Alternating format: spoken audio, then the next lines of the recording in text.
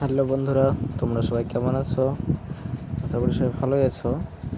আমার চ্যানেল শৌখিন আর্ট স্কুলে তোমাদের সকলকে জানাই স্বাগত।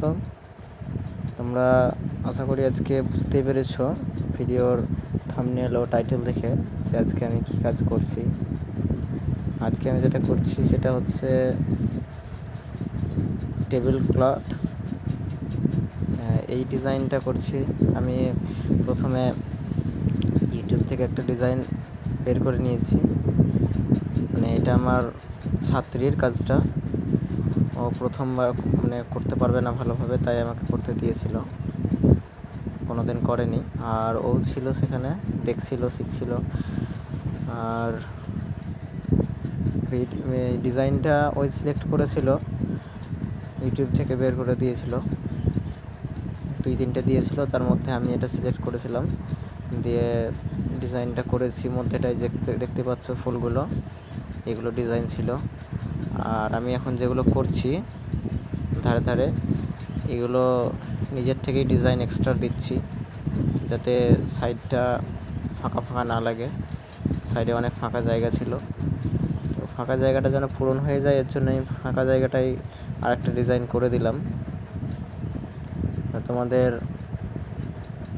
জানি না কেমন লাগছে দেখতে, ভালো লাগলে অবশ্যই কমেন্ট করে জানাবে, আর যদি খারাপও লাগে তবুও কমেন্ট করে জানাবে। আর এরকম ক্লথ পেন্টিং তোমরাও করতে পারো, ফেব্রিক কালার দিয়ে করতে পারো। আমি ফেব্রিক কালার দিয়ে করছি। কাপড়ের ওপর ফেব্রিক কালার দিয়ে করলে কালার উঠে যাবে না, থেকে যাবে। তবে প্রথম 2 দিন একটু রেখে দিতে হবে কালার করার পর। প্রথমেই কাছাকাছি করা যাবে না, নইলে তাড়াতাড়ি উঠে যাবে। তো প্রথমে 2-3 দিন রেখে দিবে তোমরা করে।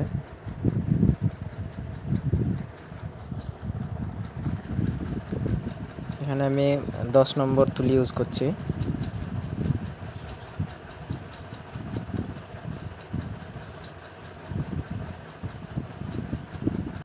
যারা আমার চ্যানেলে নতুন তারা অবশ্যই আমার চ্যানেলটিকে সাবস্ক্রাইব করে দিয়ে পাশে থাকা বেল আইকনটি প্রেস করে দিয়ে অল নোটিফিকেশনটি অন করে দিও, যাতে আমার ভিডিওগুলো সবার প্রথমে পেতে পারো।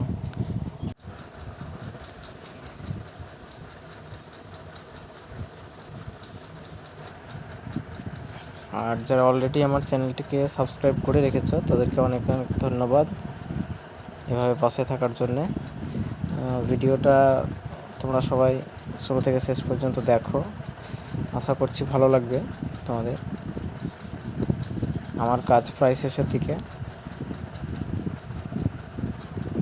পুরোটা প্রথম থেকে ভিডিও করিনি, নইলে তোমরা পুরোটাই করা দেখতে পেতে কাজ। আমি জাস্ট লাস্টের দিকে একটু ভিডিও করেছিলাম,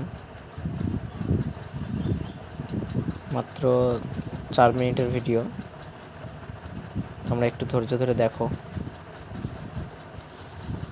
অবশ্যই কমেন্ট করে জানাবে তোমাদের কেমন লেগেছে, আর ভালো লাগলে অবশ্যই একটি লাইক করে দিও।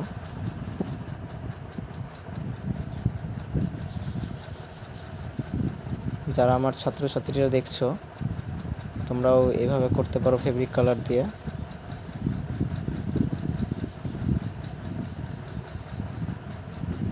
কারো যদি দরকার থাকে এরকম কাজ, তাহলে আমার সঙ্গে যোগাযোগ করতে পারেন, কমেন্ট করতে পারেন।